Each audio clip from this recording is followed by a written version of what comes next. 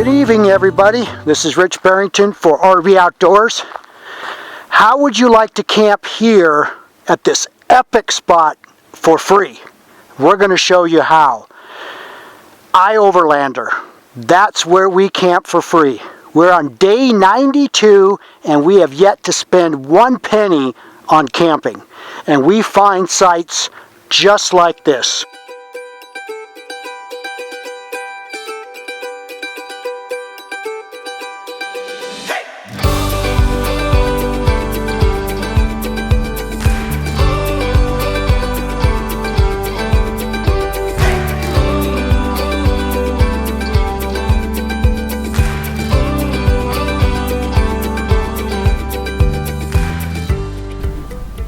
Or here! Hey everyone, this is Brenda with RV Outdoors. We are back from our 3.5-month trip and we have been settling in to regular life again. And we have been talking to our friends, family, other people, and in doing so, they keep asking us, how did you do it? How did you do all that camping and moving all that time? And the answer is, as Rich said, IOVERLANDER. We use that every single time. It's the only app we use. There are many apps out there, but IOVERLANDER is the app that we used to set our course. I was the navigator. Rich was always driving and pulling the trailer. So I was the one behind the screen basically and figuring out where we're going and how we're getting there. And it's a job, so it can be very daunting, but IOVERLANDER took all that out of it. It was very easy once you figure out how to use it and the different aspects of it, and it is really not hard. A lot of people are overwhelmed and a little uneasy by boondocking, and it can be, but IOVERLANDER took all that out of it. You're able to see all kinds of information, which I'm going to show you shortly here, and you too can get out there and boondock. Keep in mind, IOVERLANDER, yes, we've used it for boondocking, but you do not have to use it only for boondocking. It is an amazing source. You can choose to filter out what it is you want to do. You can choose to pay for your camping. You can choose to just boondock. I like to choose and see other options out there, so I look at all of those. So I'm going to show you all the ins and outs of the app and get you out on the road. Stay tuned. Okay everybody, so here's our tablet that we use. I primarily use my phone, quite honestly, but it's a little difficult to see on the camera here, so I am using our tablet. But a lot of people use their tablets in their vehicles these days, and so perhaps this is what you'll use. But we do have it on our tablet. So to start out with, here's the app. It's the primary thing that we always go to. It's the first thing I look for when I get my phone open and we're jumping in to go. So you're going to just click on the app there. This is the main menu, and you're going to look at the map, and you can list different places nearby where you are. You can check into places, check in history. There's a whole bunch of information here. I really haven't even tried to use those. I have only used the map, so you could check in and it will keep a running tally, it looks like, of your history and different places you've stopped at. I personally haven't done that, but maybe it's something you would want to do, and I'd love to know if you use that, how it works for you, because I personally, like I say, I haven't used that yet. So what I'm going to do is just start with the map. Up here, a lot of times the filter option is up here where we're going to go next, but if it's not there when you first bring up the main menu, just tap on the map. It pops up there, and then once it brings up, this is where we are right now here, just outside of Spokane, but you can go ahead and tap on the filter, and then you can see all the different options that you can choose over here, and you can see what I have on and off. We're choosing, we want to see established campgrounds, informal campsites, wild camping. I don't need hotels or hostels. Fuel stations, I like that. Propane, mechanics, water. Dump stations can be an important option depending on how you're traveling. I do not need short-term parking. Eco-friendly, restaurants, but I do have tourist attractions on because we were traveling around doing some touristy things. So I do have that part on there. It's nice to be able to see this down here because you can choose Wi-Fi, and I'll show you more about that later. Medical, pet services. We don't have a pet, so I always have that off anyway, but you could choose that. And then laundromat and showers. You wouldn't think that's a big deal, but when you're traveling for 3 or 4 months, super duper important to know where those are. So I do have those checked as on. And then if you're going to be traveling across the border, you've got customs checkpoints, you've got the embassy, and a bunch of different things there. So this is where you always want to start. You can choose them all, or just choose the ones you want. Once you've figured out what you want to see there, you just hit the back button, and then there's nothing around where we are right now, but if you zoom out a little bit, you can see there's lots of stuff popping up here. Zoom out a little bit more, bang, more and more and more. So, holy smokes, hold on, that's too far out. Zoomed out a little bit more, and there is a whole bunch of information. That can be overwhelming. So what you do is you go, okay, let's just concentrate on the area we want. There is a little bit of a downside to this map that I don't know if you've noticed it or not. There isn't a search button on here. There's nowhere for me to type in, I want to see Bend, Oregon. So to do that, I actually have to scroll down. So a lot of times I just scroll out. It gets rid of all the riffraff there. I can just go on over here, where are we? And there's Bend, Oregon there. Now I can zoom back in and give it a minute, and it should filter in and pop up all the different places to stay there. So that's something that I've found that is a little bit, it's a drawback. A lot of people would say it's just cumbersome to not be able to search.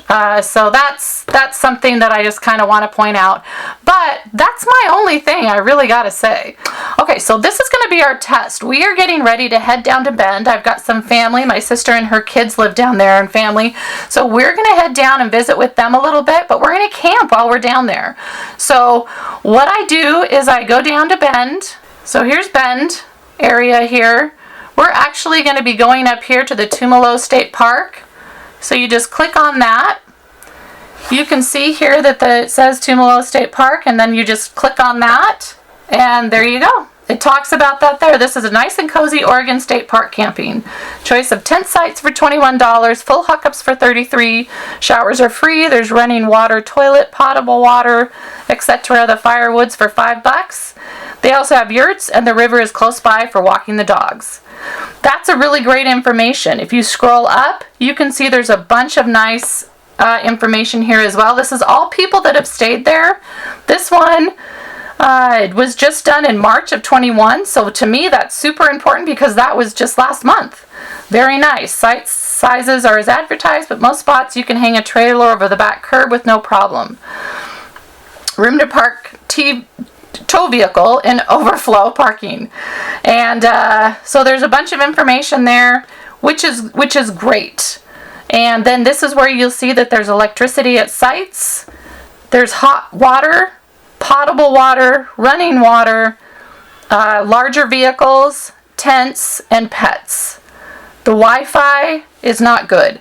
Now, that isn't always the case, we have found, where many times that we've stayed at places that said no Wi-Fi, but we actually are Verizon and we had Wi-Fi in places. So take that with a little bit of a grain of salt. You may or may not be accurate on that.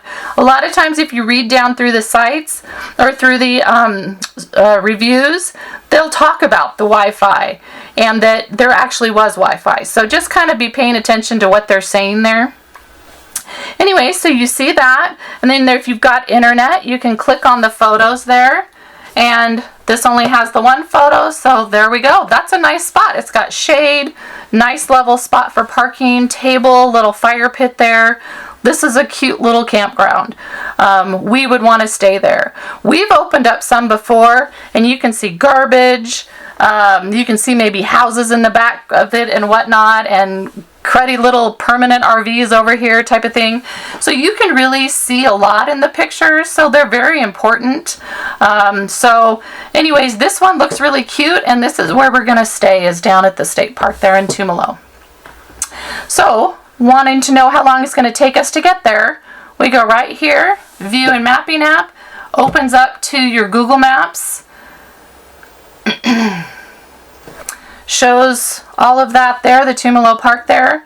Click on the directions just like you do in Google Maps. It's Google Maps. Almost 7 hours to get there from where we are.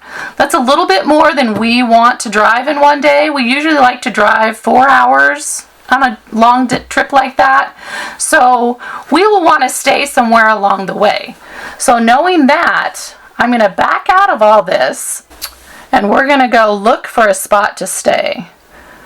We're going to go all the way up here. We know we've got about halfway that we want to go. So we go back up here, and here's I-84. We're going to be coming down here through the Kennewick area in Hermiston, hitting the I-84 and coming over here and down 97. So knowing that, we know we're probably going to be wanting to stay in this area right here. So let's start here. Zoom out a little bit more. And you can see this one says here, this is a marina park. We don't really want to stay in a park specifically. We like to boondock. We like to camp for free. We're going to be swinging in, parking. We aren't even going to unhook, sleep, get up, have coffee, hit the road. So we do not want to pay for a spot that night. So we're going to keep looking here. This one here is a rest area. Don't really want to do that unless we absolutely have to. Another rest area. But what's this guy here? Along the Columbia River. That sounds interesting to me. Let's open that up. One of the few legal spots in this area, good for a night, trains close by, but only a couple during the night. Ground is manageable, or managed, by the Oregon Fish and Wildlife. Good cell signal. That's awesome. But here it says no Wi-Fi, so you can have cell signal and no Wi-Fi, but just kind of be paying attention. Then you read down here, but some information about how people were parking there right along the river, that there's train. Some people were bothered by it, others were not. So again, just reading through that. And then we're going to look at some pictures here. That looks like a great spot. If you were me, wouldn't you want to stay there? Oops, little sideways picture there. Right on the water. I mean, that looks really great. I like that. Okay, so let's see. How long is that from where we are now? Let's do our mapping app. You can click up here and do satellite. And then you can zoom in. Oh, there's a little pond there too. I know they talked about that in the reviews before. Probably a few spots that we could park there. Continuing down though is the water. And there's maybe a couple of spots. If someone was down there, I probably wouldn't want to camp there though. So maybe not so great as far as options go. But again, we've got this as a backup, several places there. So let's see how far this is from where we are now. So this is showing here that it's going to be almost 3.5 hours. Knowing we probably stop along the way, I always round that to 3:45 or so. It's just not quite long enough. We actually could go another hour probably on our first day. So I'm going to keep looking, keep that in my little arsenal of information. But I'm going to just back out of that and continue on. We know those are both rest stops, so let's just continue on here and see what we got. This is on the other side of the river. We don't want that. And here's Biggs, which is where we're going to turn and head south. So there's a few spots here, and let's just take a look at this. So this is the Columbia River John Day Dam. That looks interesting. John Day Dam and Lock. Rufus. Free camping with a toilet. So there's a lot of information there that's like, this is all kind of interesting. I'm going to just go right in the middle and choose one. Small park run by the ACOE. I don't know what that is, but a lot of campers around here. And that's the only review. There's nothing there. Evidently there's a pit toilet. Larger rigs are welcome, tent, pets, but not a lot more information. So I'm going to jump into the pictures here and see what I see, because sometimes these can be a little bit sketchy too. But look at that. There's a lot of rigs here, and it looks like that's paved. So that's interesting to me. I would look further at that. Let's look at Rufus. North side of I-84 was a COE park. Apparently got turned over to the county. Pit toilet, no water. Paved to the east, sand to the west. So let's look at this.